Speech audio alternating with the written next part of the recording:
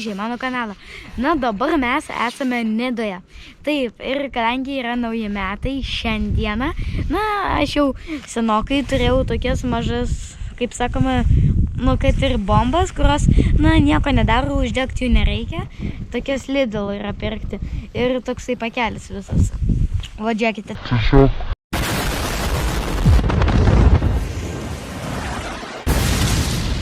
Na, Klaipėdos eglę jūs turbūt tikrai esate matę, tai dabar pasižiūrėkite į Nidos eglę.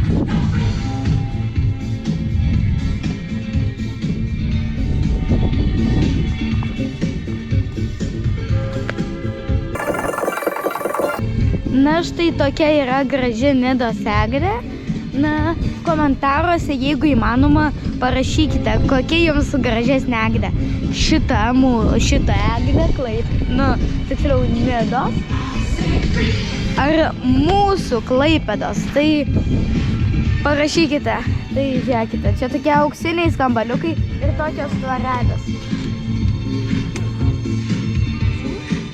Gerai, tęsiam kelionę. Na, o dabar mes važiuosime prie tokio ant kalnos, nuo kopo tokio, na, prie švytro. Ten, aš manau, tikrai yra didelis švyturys. Na, o šiaip tais Nida man labai patinka. Aš esu vieną kartą, na, viešbutį nakvavęs Nidoje. Tai va. 5 hours later. Na, tai sveiki, dabar, kaip ir sakiau, eisime į švyturį.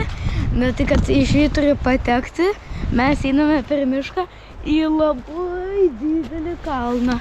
Na, kaip ir sakiau, į kalną kopsim, tai, o kai į kalną užlipsim, ten ir bus mūsų tas didelis švyturis.